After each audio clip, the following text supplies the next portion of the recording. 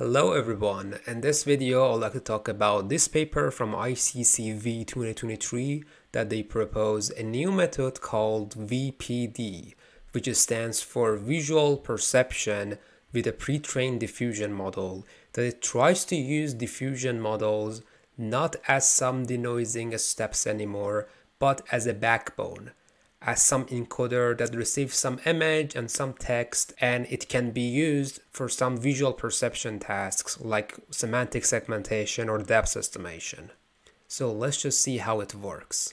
When we look at this text-to-image diffusion models like a stable diffusion, they receive some input text like a cat is sitting on a table and also some noise image, and both of them are passed to this denoising unit, and it tries to denoise this noise image, and iteratively doing it again and again, we have some output generated cat in this case that is sitting on a table. But when we look at this denoising unit in detail, we see that it can understand some low-level information. Like when I say to generate an image of a cat, it needs to know about the texture of a cat, and also about some edges to create this cat image. But in addition to this low-level information, we also have high-level semantics. Like when we look at this text and specifically consider the cross-attention maps for a cat word, we see that this cross-attention map has a good locality of where this cat is located in the image, and likewise for the table. So since in this denoising unit, we can encode low-level information like the texture and the edges, and also high-level information, it makes the authors to ask this question that is it possible to extract visual knowledge learned by diffusion models for visual perception tasks, like use this denoising unit not as a diffusion model anymore, but as a backbone encoder that receives some actual image instead of noise, and additional text to just give us some label like for the semantic segmentation or depth estimation. Another way of looking at this is just some additional pre-training. Like instead of using mask autoencoders or contrastive learning, now we have denoising diffusion process for the pre-training, and then we grab this denoising unit as some encoder and use it for our downstream task. And the way that we can do it is this new method called VPD, that they model this problem as a conditional probability that we receive an input image X and some sentence S, and our job is just to output the label Y, which can be the segmentation labels or the depth values from an input image.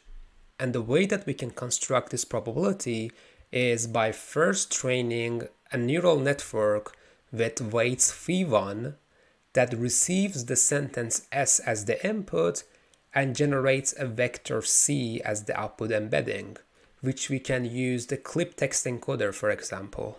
And once we have this output embedding C, we can train another neural network with weights phi2 that receives an input image X and also this vector embedding C and can generate some features F, which we can use a stable diffusion in this case. And once we have this outputs F, we can train another neural network with weights phi3 that receive the features F and give us the label Y that we expect. Seems pretty straightforward, right? So let's just talk about it in more details. So first of all, we need to have some text prompts, like a photo of some class name, and give it to a pre-trained text encoder, which is the clip text encoder, and it gives us some text features. And then we have an input image, like an image of a cat, and we pass it to a pre-trained image encoder, which, since they are using a stable diffusion, they are using the same encoder they have used, which is VQGAN, and it generates some latent features that we can give it to this denoising unit, which is pre-trained with the diffusion process. But instead of giving these text features directly to this denoising unit, they have used a text adapter in the middle. But what's the reason behind it? It is actually coming from a paper called Clip Adapter from the year 2021, which currently that I'm recording, it has more than 500 citations. The paper clip adapter says that once I want to use this clip encoder for some downstream task, then one of the issues I have is that I don't really know what is the optimized text prompt. Like I can say a photo of a cat, or an image of a cat, or a cat located at the center of the image, and so on and so forth. So some people do some prompt engineering to find some optimal prompts that we can give as the input to this clip text encoder. But this paper says instead of doing it, let's just train some text adapter on the output text features to give us the optimal values. And the way that they do it is like this, that we have a sentence S, which is like a photo of a CLS word, and this CLS is a variable that depends on what sort of image that we are dealing with. Like in this case that we have a cat image, it goes to a template function and the template output would be cat. So the output would be a photo of a cat, which is this T that we have here. So once we have this sentence, a photo of a cat, it goes to a clip text encoder and it gives us this C vector that we need as the output. But instead of using this text features directly, they define a text adapter, which is some MLP that tries to refine this C. But instead of using the output of the MLP directly, they use it with some residual connections, and the MLP would be multiplied by a scale gamma, which is also learnable and is initialized to be very small value, like 10 to the power of -4. So initially that we want to use this MLP, since it is randomly initialized, it should not give us some optimal value and it might even ruin the result. So we multiply it with a very small value so as to not destroy this vector C, and then we learn this MLP and also the scale gamma to refine the C value. And once we give this to the denoising unit, for the denoising unit we use T to be equals to be 0. Because remember from the algorithm 2 of the DDPM paper, at line 4 we see that after each denoising step, we also have some stochastic parameter Z that we also add in each denoising step. But here, since we do not need to have any denoising process, we set T to be 0, and based on the line 3, when T is 0, that means I do not add any noise in the denoising step, which can be used as some sort of hack to use the actual image directly without any denoising procedure.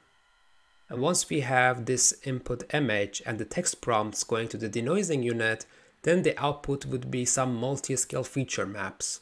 Why multi-scale? Because we are using unit, and the unit feature maps in different layers are having different resolutions.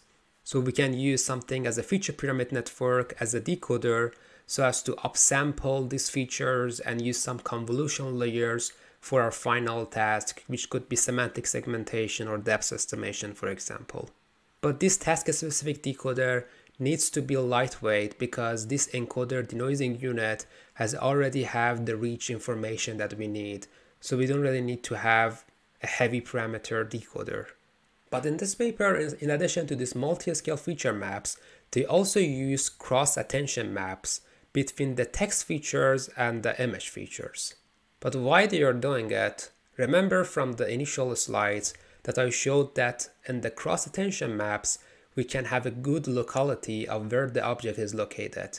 So they want to use this information as some additional guidance for the final task, which could be semantic segmentation. So the way that they do it is that they have these multi-scale feature maps and also multi-scale cross-attention maps. They concatenate it together and then they pass it to the task-specific decoder. And yeah, that's all the thing you need to know about this VPD.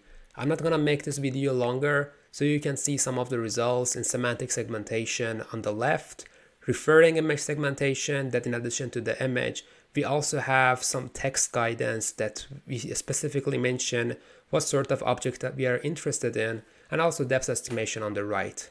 And yeah, that's all I wanted you to know about this paper. If you have enjoyed watching this video, don't forget to like and subscribe, and until the next video, goodbye.